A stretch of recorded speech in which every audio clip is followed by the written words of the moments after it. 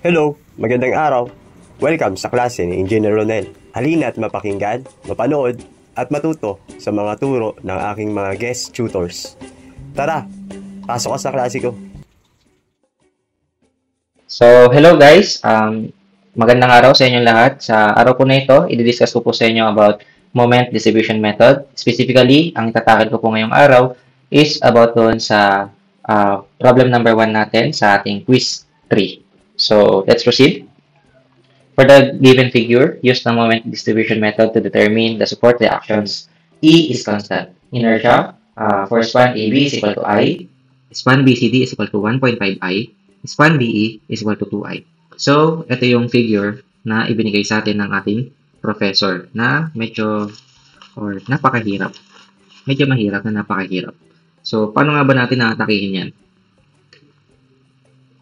So, sa akin, ang technique ko kapag meron tayong overhanging span sa lugar na ito or saan mang lugar yan, basta may overhanging span, ang ginagawa ko is ine-eliminate yung overhanging span.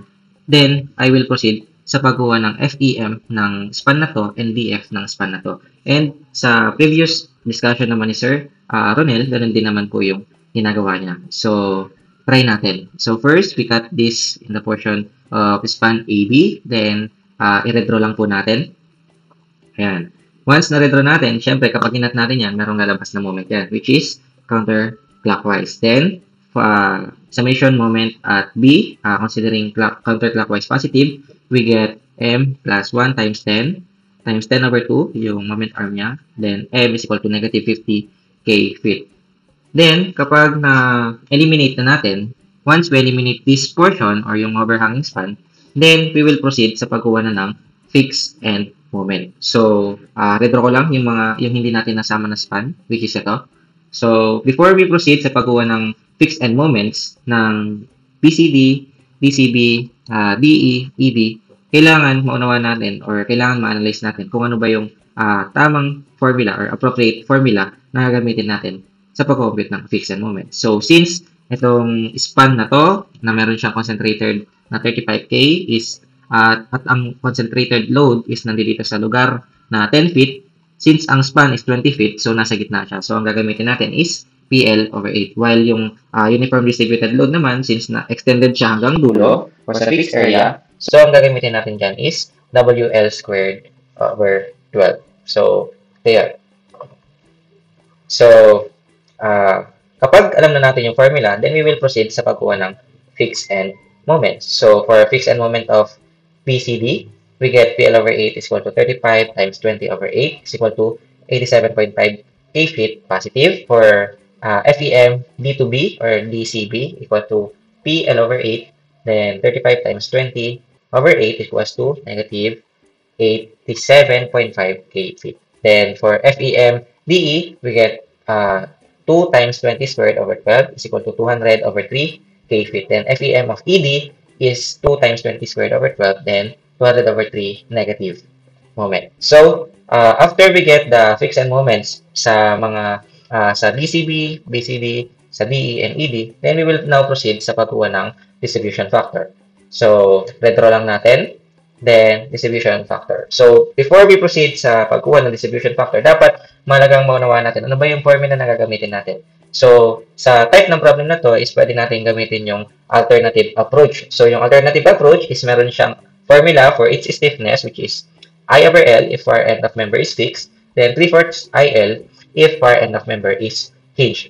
So, before tayo mag-proceed sa pagkuha ng stiffness ng DCB and DE, sinabi sa atin ng professor natin na kapag nasa fixed daw yung DF is equal to 0. So, sa E, ang DF dyan is 0. So, ang stiffness for DE is equal to I over L. Kasi nga, yung far end niya, or far end member niya is fixed. So, K is equal to I over L equals to 2I over 20 equals to I over 10 or 1 over 10 I. Then, K, DB naman is 3/4 IL. Kasi nga, ang far end member naman niya is hinge or roller. So, 3/4 IL, we get 9 over 160 I.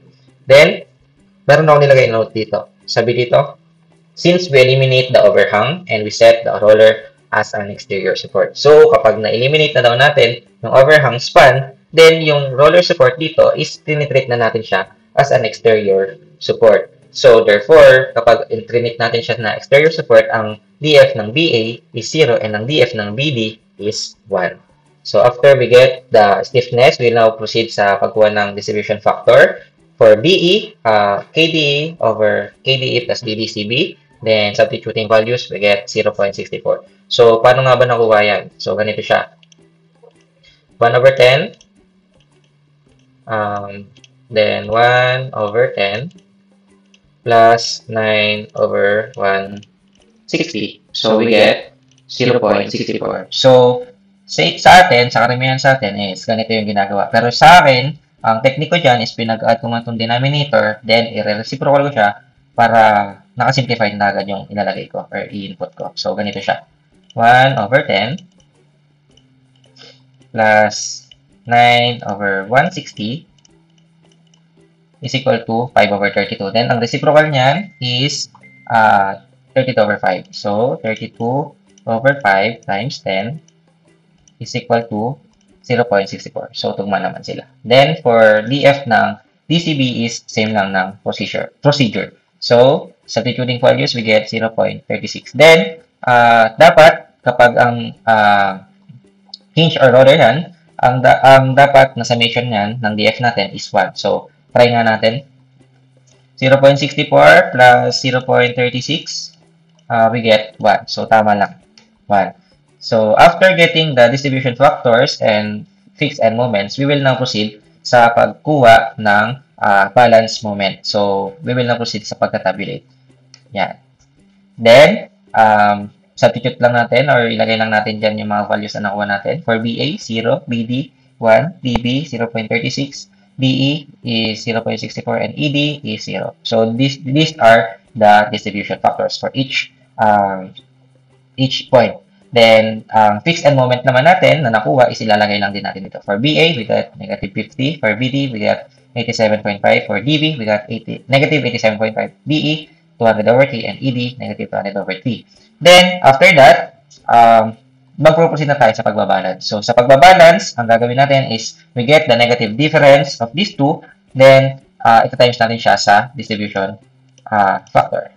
So, negative difference of negative 50 plus 87.5 times 1 is negative 37.5. Then, kapag naman sa times 0, syempre, 0 na yun. Yan.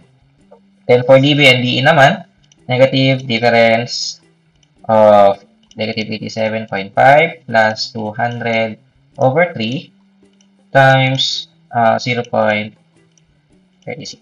Yan. So, we get 7.5.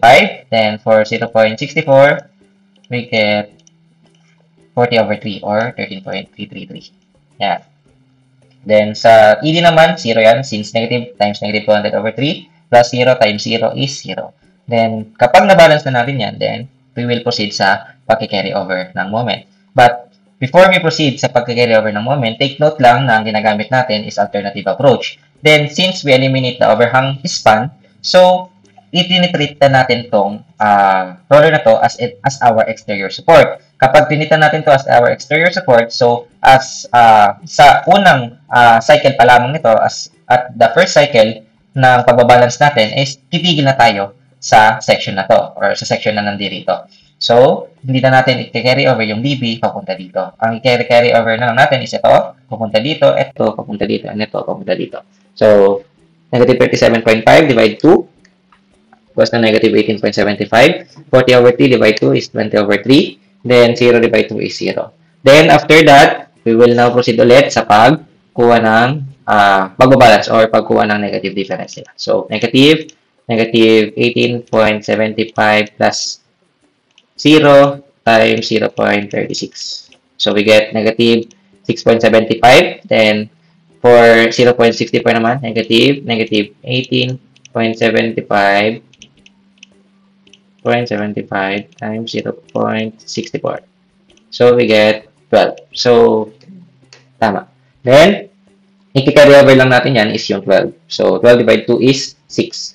Then, 0 divide 2 is 0. Then, 0. Then, kapag binalance natin yan, we get 0, 0, and 0.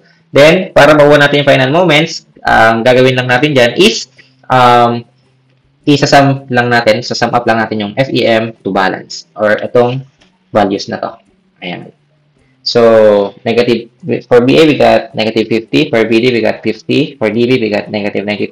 For DE, we got 92. And for ED, we get negative 54. Then, after natin makuha yung final moments, ready na tayo para sa pagkuha ng support reactions using this final moments value. So, i-plot natin. Ayan. So, dito, plinat ko na yung mga nakuha nating values. So, tama lang naman na kapag ang negative 50 is clockwise and positive 50 is counterclockwise. So, kapag pinagapang mo yan, ganito ang magiging itsura. And kapag positive 92 is counterclockwise, kapag negative 92 is clockwise. So, kapag pinagapang mo yan, is ganito ang magiging itsura. Then, kapag dito naman sa ME equals to 54, bakit nga ba naging ganyan yung itsura nun? Since ang nakuha nating fixed final moments sa ME is negative 54 and ang sign convention natin sa moment distribution method is counterclockwise positive. So, tama lang na clockwise ang 54 na to kasi nga negative yung nakuha nating value. So, dito sa figure na yan, pwede na nating gamitin yan para sa pagkuha ng support reaction using equilibrium equations or conditions. Then, pero sa akin, kapag ako nagsasolve, syempre, ayaw kong pahirapan yung sarili ko, kaya ang ginagawa ko, kinukuha ko muna yung resultant nan or nire-reduce ko sila sa ganitong type. Yan. So, dito, tinatayos ko lang naman dyan yung magnitude sa kanyang length, then hinanap ko yung centroid, and magnitude nito sa kanyang length, which is 2 times 20 is 40, and ang centroid yan is 20 over 2, which is 10. So, eto. So, based on this figure, pwede na natin yan gawin or gamitin sa pagsosolve sa support reaction. So, at span AB, summation forces Y considering upwards positive, we get RBL equals to 10K. For span BCD, summation moment at RDL, considering clockwise positive, we get RBR times 20 minus 35 times 10 minus 50 plus 92, we get RBR equals to 15.4. Then, for span BCD, summation forces Y equals to 15.4 minus 35 plus RDL, we get 19.6. Then span DE, summation moment RE, considering clockwise positive, we get RDR times 20 minus 40 times 10 minus 92 plus 54 is equal to 21.9 K RDR. Then, summation forces Y, considering upwards positive, we get RE plus 21.9 minus 40 equals to 0 equals to 18.1 K. So, sa mga values na yan na nakuha natin, we can now summarize it. So, before summarizing it, dapat alam natin na hindi pa ito yung tamang values nila. So, para makuha natin yung total value for RD, isam lang natin yung nakuha nating value sa RDL and RDR. Then, same as sa RB, gawin natin, isam natin yung RBL and RBR. So, in summary, we get RB equals to 10 plus 15.4 equals to 25.4K upwards. RB is equal to 19.6 plus 21.9K is equal to 41.5K upwards. RE is equal to 18.1K upwards. Then ME is equal to 54K feet clockwise positive. So, ayun lamang po. Maraming pong salamat sa pakikinig. Naway may natutunan po kayo ngayong araw. Salamat po. Happy learning.